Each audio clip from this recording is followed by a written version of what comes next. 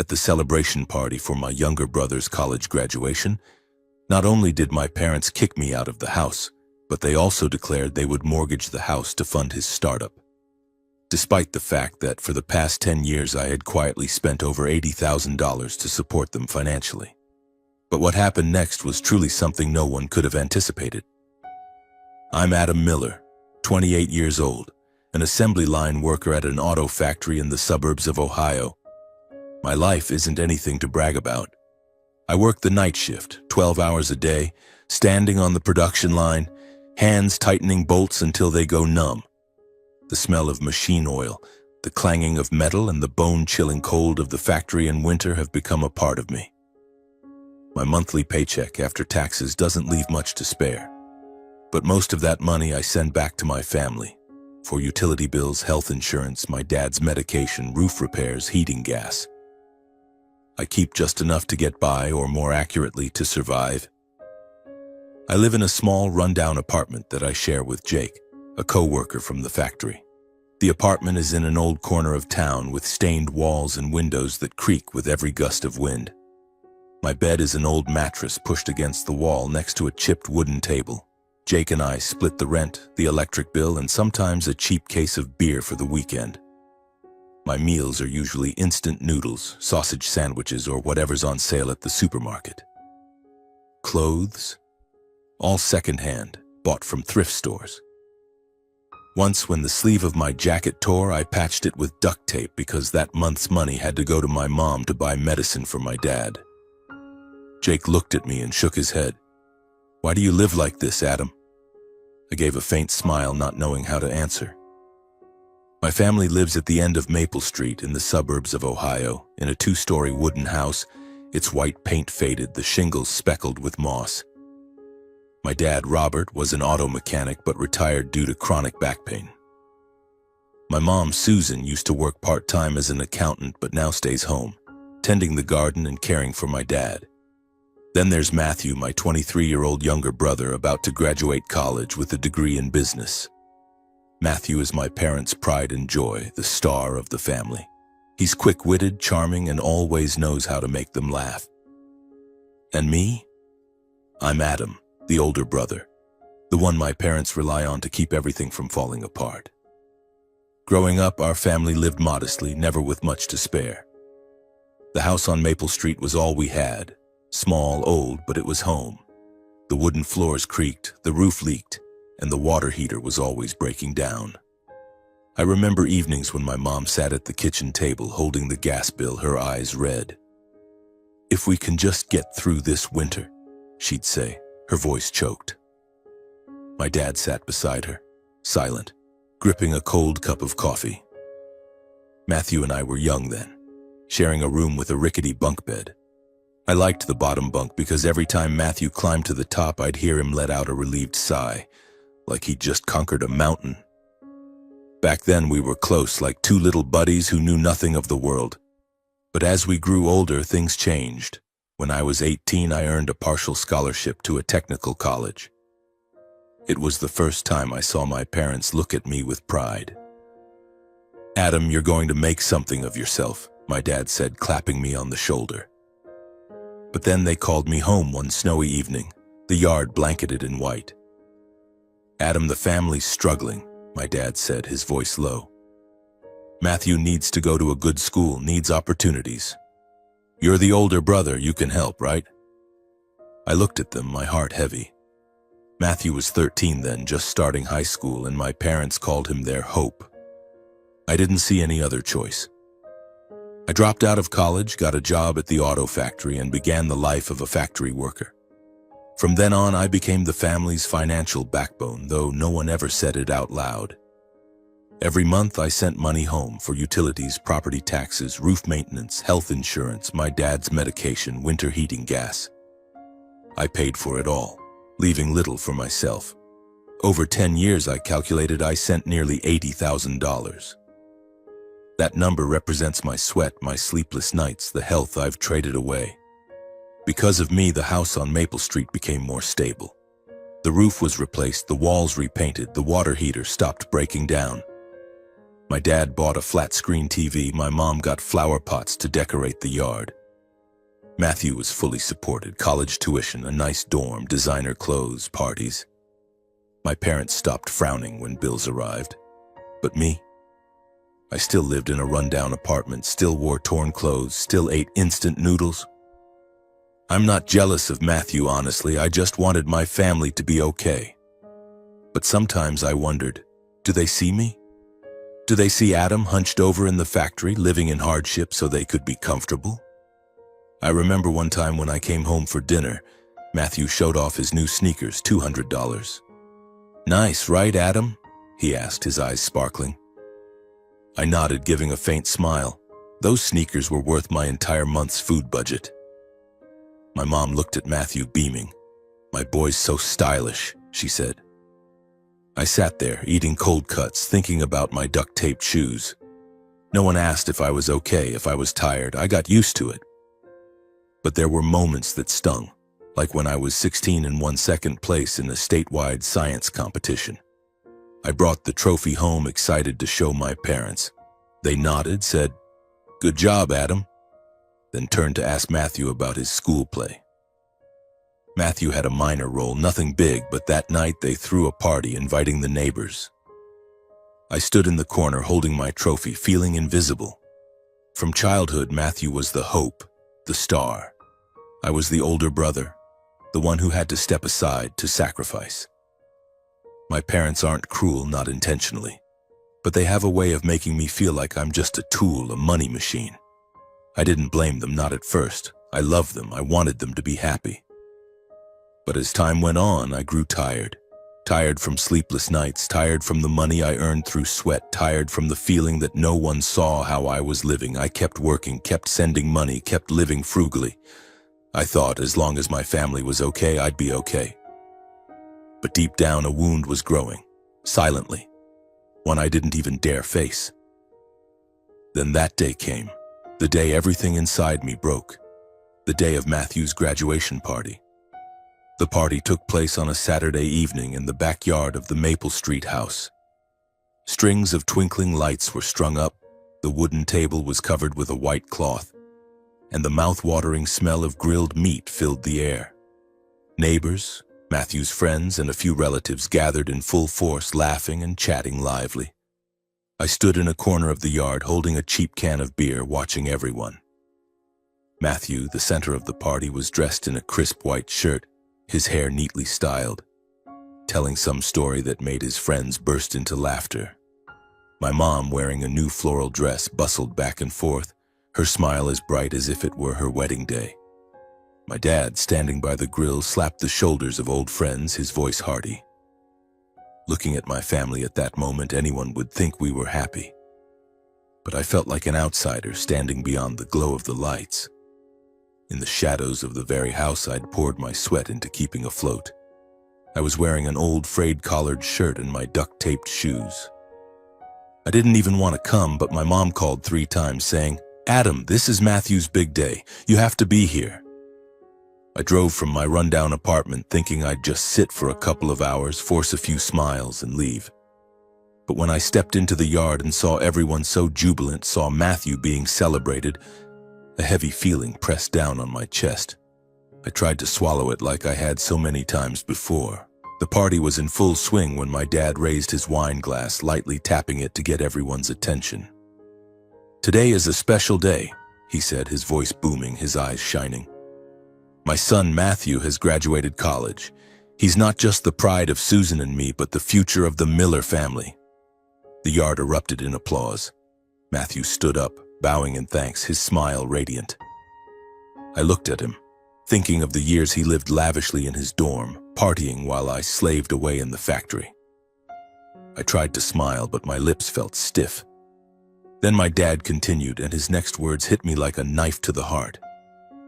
"To celebrate our boy, Susan and I have decided to mortgage this house to help Matthew start a fashion shop. He's got big ideas, and we believe this is an investment in the future." The yard buzzed with excitement, more clapping, a few whistles. Matthew hugged my dad, then my mom, grinning ear to ear. My mom wiped away tears, saying, "We're so proud of you, Matthew."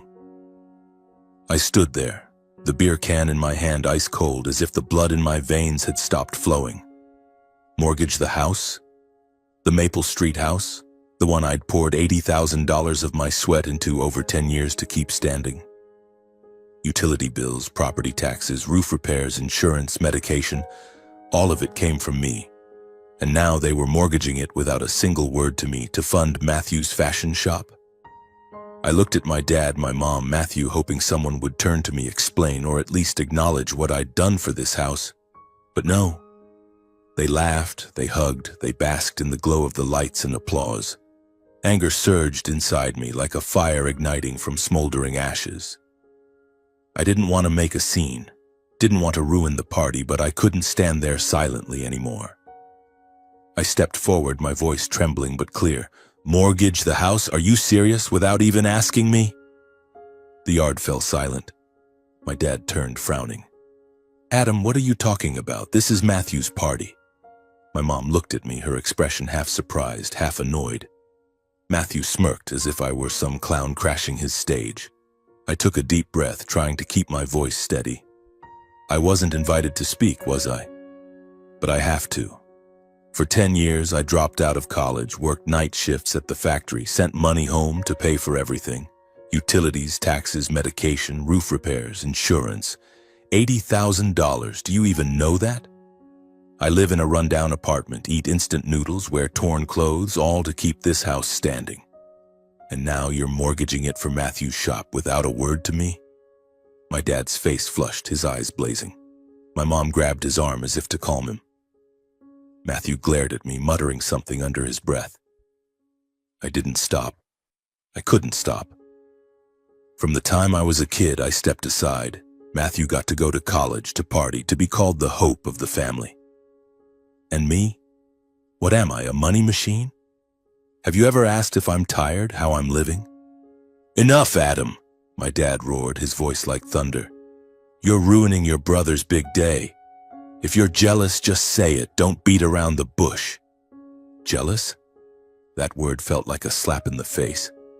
I looked at my dad, the man I once thought was my rock, now standing there calling me jealous. My mom spoke up, her voice icy. Adam, you're the older brother, you should understand. Matthew has potential, he needs this opportunity, you can't be so selfish. I laughed, but it was a bitter, hollow laugh. Selfish? I'm selfish for giving up my dreams, for working myself to exhaustion to support this family? I'm selfish for never asking for anything for myself? I turned to Matthew, who stood there, arms crossed, his expression smug. And you, Matthew, you think you deserve this house?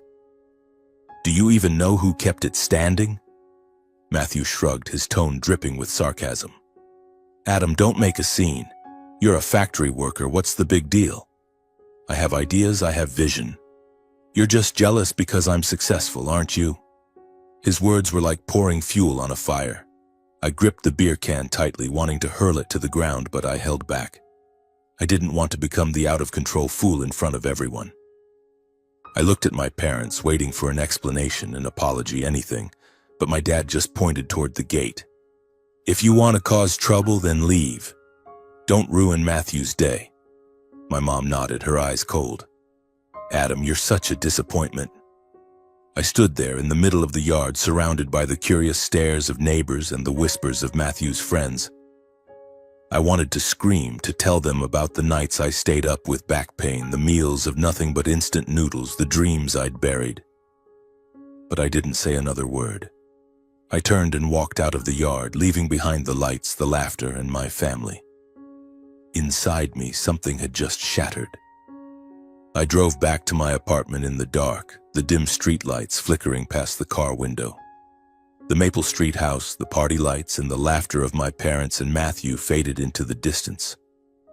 But their words, selfish, jealous, ruining the big day, echoed in my head, slicing into my heart like a knife. I gripped the steering wheel tightly, trying to hold back tears. I didn't cry, not because I was strong, but because I was afraid that if I did, they'd see me as weak. But that night, I was weak, weaker than ever. My rundown apartment with Jake was the same as always. Stained walls, creaking windows, the faint smell of mildew lingering in the air. Jake was asleep, his snoring echoing from the next room. I sat down on my old mattress, still wearing the frayed collared shirt from the party. I looked around the room, the chipped wooden table, the rusty gas stove, the pile of dirty dishes in the sink. This was the life I'd chosen, or rather the life I'd been forced to choose. 10 years, $80,000, my sweat and health, all to keep the Maple Street house standing. And now, they were mortgaging it, without a word to me, to fund Matthew's fashion shop. I let out a dry, bitter laugh. A fashion shop. Matthew, my little brother, who'd never done a day of hard labor, who'd never known how much a winter gas bill cost, was now called an investment in the future. I couldn't sleep that night. I lay on the mattress, staring at the cracked ceiling, and memories flooded back like an old movie I didn't want to watch again. I remembered when I was 15, working part-time at a nearby grocery store, stocking shelves and mopping floors to save up for a bicycle. It was a blue bike with a shiny steel frame displayed in the shop window I passed every day on my way home. I dreamed of riding it through the suburban streets, the wind blowing across my face free. I saved every penny, stashing it in a tin box under my bed. After 6 months, I had enough. I told my mom, my eyes sparkling, "I'm going to buy the bike, Mom." She nodded, smiling kindly, but a few days later, my dad called me into the kitchen. "Adam, Matthew needs a new basketball uniform," he said, his tone firm. "He made the school team. He needs to shine. Can you let me borrow your money? I'll pay you back later." I stood there, my heart constricting. I wanted to say no, to hold on to my dream, but I nodded and handed over the tin box. Matthew's basketball uniform cost twice as much as the bike I'd dreamed of. My dad never paid me back, and my mom only said, "You're the older brother, you have to let your brother have it." I never got that bike. Matthew wore his new uniform, beaming on the court, cheered on by our parents. I stood outside the fence watching him, feeling like a shadow. Then there was the time Matthew showed off his new $200 sneakers while I patched my torn shoes with duct tape.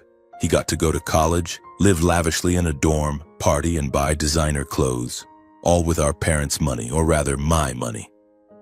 Then he graduated with a business degree, average grades, nothing remarkable. But to our parents, he was the hope, the star. And me? I was the older brother, the one who had to sacrifice. I had to drop out of college despite a partial scholarship because my parents said, "Matthew needs opportunities."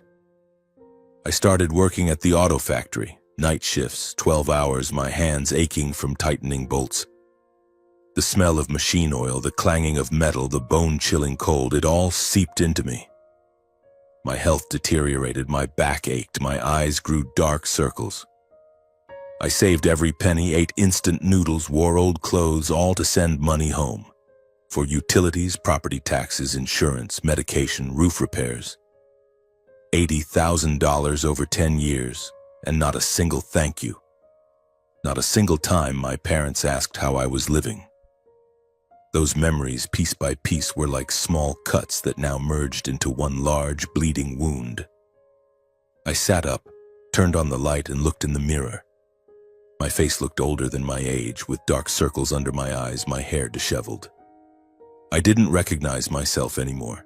I'd lived in hardship, scrimping and saving to support my family. I gave up my dreams, my health, my self-respect, only to be called selfish and jealous. That night I realized something. I couldn't keep going like this. I couldn't. The next morning I called the bank to check my account. I'd been sending money home regularly every month like a machine. Utility bills, taxes, insurance, medication, home repairs, all went through my account. I looked at the balance, pitifully small after sending most of my paycheck away. I thought about this rundown apartment, my torn shoes, my instant noodle meals. Then I thought about my parents, about Matthew, about the house they were mortgaging without asking me. A cold shiver ran through me, not anger but clarity. I called the utility company, the gas company, the insurance company. "Cancel the services under Adam Miller's name," I said, my voice calm but firm. I called the pharmacy, canceling my dad's medication orders. I contacted the repairman, telling him not to go to Maple Street anymore. Each phone call was a cut, severing the ties that had bound me for 10 years. I didn't feel relieved, didn't feel happy. I just felt empty, as if I'd lost a part of myself. I sat down and wrote a text to my mom. I'm done sending money. I've done enough. From now on, I'm living for myself. I hit send, then turned off my phone. I didn't want to hear what they had to say, didn't want to hear their blame, apologies, or excuses. I'd heard enough. That night, I lay on my mattress, staring at the ceiling. For the first time in 10 years, I didn't think about bills, medication, or roof repairs. I thought about myself, about Adam, the person who'd forgotten who he was. I didn't know what the future held, but I knew one thing. I wouldn't live in hardship for my family anymore. Never again. 2 months after the party, my life began to change, even if just a little. I no longer sent money home, no longer checked utility bills or worried about my dad's medication.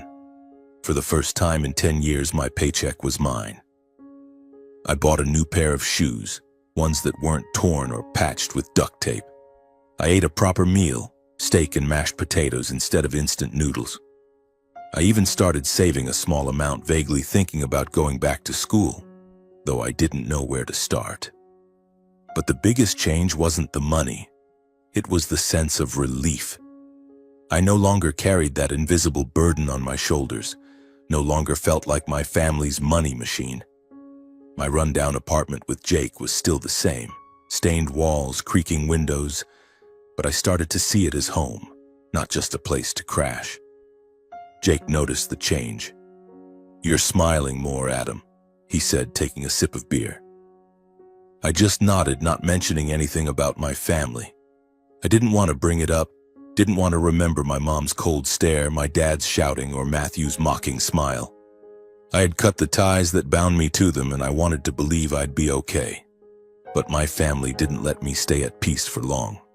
One evening, after coming home exhausted from a night shift, my phone buzzed. It was my mom's number. I stared at the screen, my finger hesitating. For 2 months, they hadn't reached out, not a single text, not a single call. I thought they were angry, or maybe they'd realized I was no longer a tool they could rely on. I took a deep breath and answered. "Adam," my mom's voice came through frail, unlike the sharp tone from the night of the party. "Are you okay?" I didn't answer right away, just mumbled a vague, "Yeah?" She was silent for a moment, then continued, her voice choked. "Adam, the family's in a lot of trouble. Can you help?" I gripped the phone tightly, feeling like something was squeezing my heart. "What kind of trouble?" I asked, though I could already guess part of it. My mom sighed and explained that they had loaned Matthew a large sum to start his fashion shop. He said it was a big opportunity, Adam. He promised it would succeed. But Matthew's shop ran into problems before it even opened. Suppliers demanded payment up front. The cost of renting a storefront was astronomical, and Matthew couldn't secure enough capital. My parents had drained their savings, even taken out a bank loan, but it still wasn't enough. Utility bills were piling up. They couldn't afford my dad's medication, and the mortgage payments on the Maple Street house were coming due. "Adam, just this one time," my mom said, her voice trembling. "Help us, help Matthew. You're the older brother, you've always been strong." I listened and wanted to laugh, but my throat tasted bitter. Strong? They called my 10 years of backbreaking work, my life of hardship, strong. They called my sacrifice of dreams and health strong. I stayed silent, letting her continue. "You know we love you, Adam. It's just, Matthew needs this chance. Help him and everything will be okay." I closed my eyes and the image of the Maple Street house flashed in my mind. The roof I paid to repair, the walls I paid to paint, the bills I covered every month. $80,000, 10 years. And they never asked if I was tired, how I was living. Now they were calling, not to apologize, not to understand me, but to ask for money again. I opened my eyes, my voice calm but cold. "Mom, I can't help." "Adam," she nearly shouted, her voice a mix of shock and anger.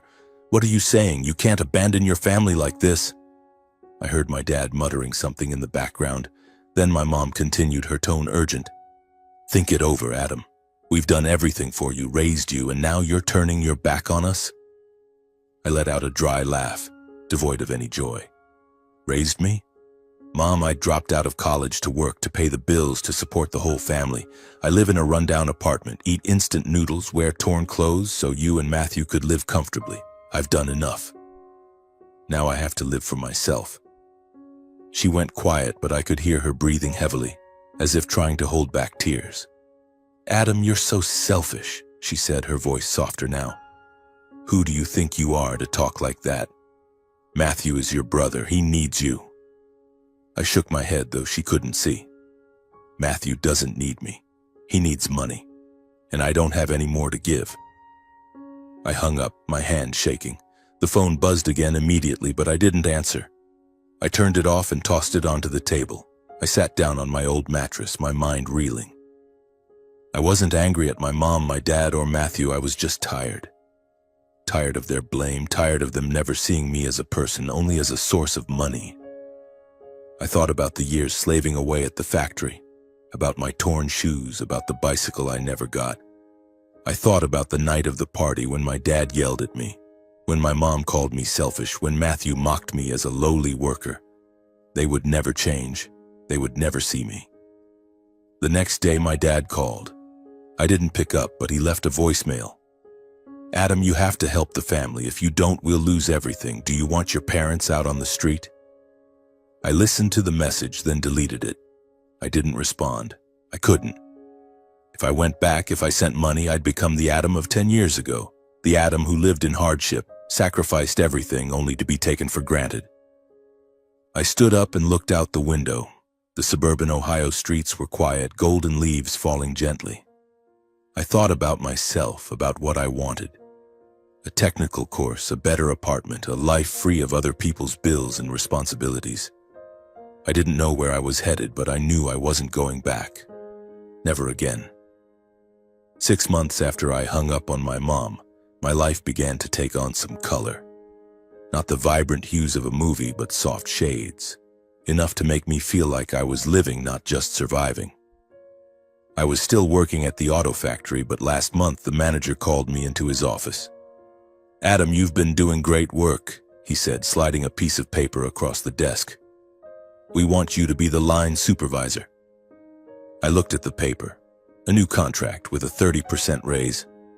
I nodded, trying to hide my smile. For the first time in 10 years, I felt my efforts were recognized, not by my family, but by myself. With the new salary, I moved out of the rundown apartment I shared with Jake.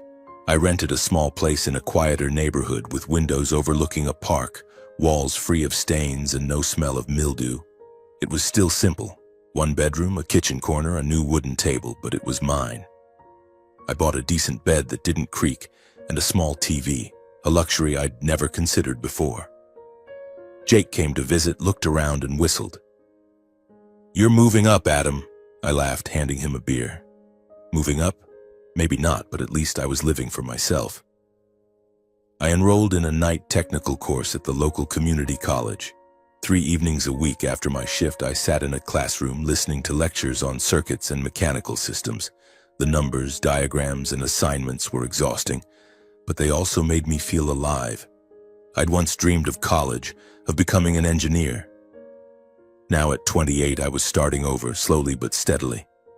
Every night I sat at my table, opened my books, took notes, and felt like I was building something, not for anyone else, but for myself. I started saving, not much, but enough to think about the future. A small house, a trip somewhere, or just a rainy day fund so I'd never have to live like before. I ate better, no longer relying on instant noodles every day.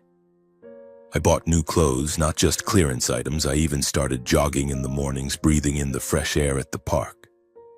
My back hurt less, the dark circles under my eyes faded. I looked in the mirror and saw a different Adam. Not the hunched-over factory worker, but a man rediscovering himself.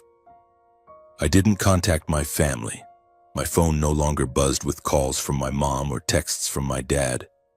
I didn't know how they were doing, and for the first time I didn't feel guilty about it. I had done more than enough, $80,000, 10 years, and my own self-respect. I didn't resent them, but I chose myself. And for the first time, I felt free. One afternoon, as I returned from class, the doorbell rang. I opened the door and was surprised to see Aunt Ellen, my dad's sister, standing there. She wore a gray sweater, her hair tied back neatly, her kind eyes filled with worry. "Adam, can I come in?" she asked. I nodded, invited her inside, and poured her a glass of water. Aunt Ellen had always been close to me, but we rarely saw each other since she lived in the next city working as a nurse and busy with her own family. I had a feeling she wasn't here just to visit. She sat down, looking around my small apartment, the window overlooking the park, the new wooden table, no longer the musty smell of my old place. "You're really doing okay," she said, offering a faint smile. But that smile quickly faded. She took a deep breath and began talking about my family, her voice low and somber.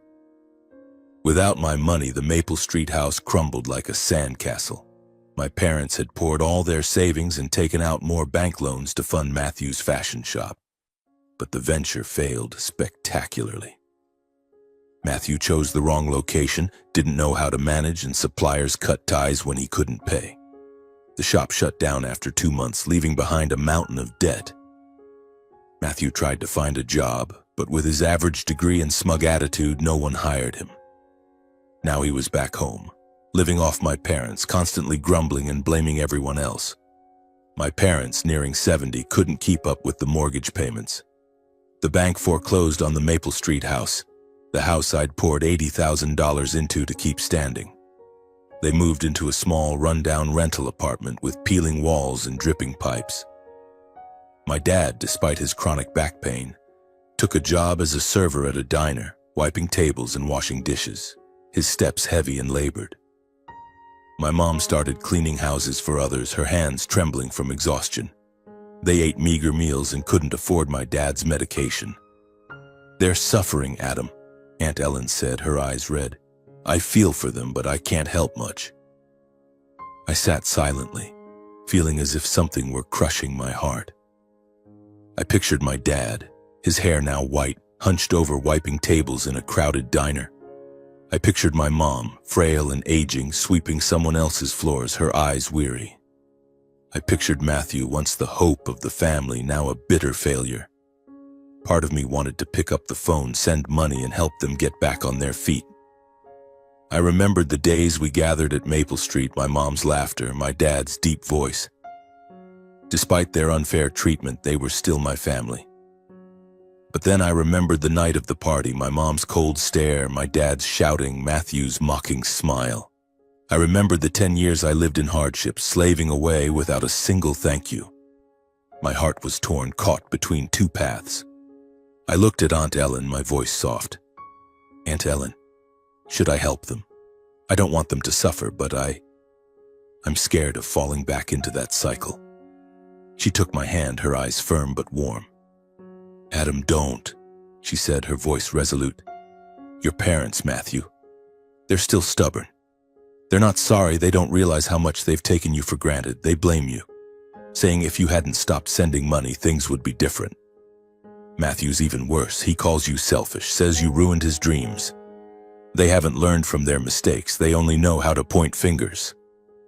I frowned, my heart stinging. "They still blame me?" She nodded, sighing. "Yes. I talked to them, tried to make them see how much you've sacrificed, but they wouldn't listen. They only see you as the reason everything fell apart." She squeezed my hand tightly. "Adam, you've done more than enough. 10 years, $80,000, your dreams. Now it's time to take care of yourself. Build your life, like you're doing now. When your parents and Matthew learn their lesson, when they realize how they've wronged you, then you can decide what's next. But for now, don't go back." I nodded, my eyes stinging. Her words cleared the fog in my mind. I wasn't angry at my parents or Matthew, but I couldn't keep sacrificing for people who didn't value me. She stood up and hugged me. "I'm proud of you, Adam," she said, then left. I stood by the window watching golden leaves fall in the park outside. I thought about my parents, about Matthew, about the Maple Street house that was no longer theirs. Part of me felt sorrow, but a larger part felt relief. I had chosen myself, and this time I wouldn't turn back. 1 year after I walked away from the party on Maple Street, I stood at the new construction site of the auto factory, where the assembly line was being upgraded. I wore a safety jacket, a hard hat, and held a checklist in my hand. As a supervisor, I no longer tightened bolts or worked 12-hour night shifts. I oversaw, coordinated, and ensured everything ran smoothly. The roar of machinery, the familiar smell of machine oil, they were still there, but they no longer felt suffocating. I saw myself as part of a larger machine, not the one being drained, but the one steering, the one building. My life now consisted of steady steps forward. My small apartment in the suburbs of Ohio with its window overlooking the park had truly become home. I hung a painting on the wall, a simple scene of a road lined with golden leaves bringing me a sense of peace. I completed the technical course at the community college, earning a certificate, and was now considering further studies to become an engineer. Every evening I sat at my table, opened my books, took notes, and felt like I was constructing something. Not for anyone else, but for myself. I'd saved a modest amount, not much, but enough to dream of a small house in the future or a trip somewhere where I could stand under an open sky and breathe freely. I hadn't contacted my parents or Matthew. After my conversation with Aunt Ellen, I received no further news from them. She mentioned they were still struggling, my parents working odd jobs. Matthew unemployed and bitter. Part of me felt sorrow, but a larger part felt at peace. I had done more than enough, $80,000, 10 years, and my own dreams. They didn't see my worth, didn't show remorse, and I learned that I couldn't change them. I could only change myself, and I thought a lot about justice, about success, about what I once craved. As a kid, I thought justice meant my parents treating me fairly, seeing me the way they saw Matthew. I thought success meant their recognition, being called their pride. But now, standing at the construction site, I realized justice didn't come from others. It came from within, from how I lived, how I rose above my wounds. Success wasn't my parents' proud looks, but the apartment I rented on my own, the certificate I earned through my own efforts, the shoes I bought without needing to patch with duct tape. Justice and success, it turned out, were the bricks I laid day by day to build my own structure, a life rooted in self-respect and resilience. I didn't resent my parents or Matthew. They were my family, and a part of me still loved them, though it was a distant love, no longer painful. I remembered the days we gathered at Maple Street. My mom's laughter, my dad's deep voice, Matthew's mischievous grin when we shared a bunk bed. But I also remembered the sleepless nights, the instant noodle meals, the times I felt invisible. I forgave them, not because they deserved it, but because I wanted to feel lighter. Forgiving didn't mean going back, didn't mean continuing to sacrifice. Forgiving meant moving forward, unburdened by their weight. One morning I stood at the construction site watching the assembly line in action. Robotic arms moved in rhythm, each component fitting together to form a complete car. I smiled, thinking about my own life. I had built my own structure, not perfect, not glamorous, but solid. Each day I added another brick, a new lesson, a new goal, a new piece of pride. I didn't need anyone's approval, didn't need a pat on the shoulder. I knew who I was, and that was enough. I walked out of the construction site, the autumn sun warming my face. Golden leaves fell gently on the road like fragments of old memories. I took a deep breath, savoring the crisp air. Somewhere inside me, the 15-year-old Adam who once dreamed of a blue bicycle was smiling. I never got that bicycle, but I had something greater. A life I built myself, a journey I chose myself. And this time, I wouldn't stop.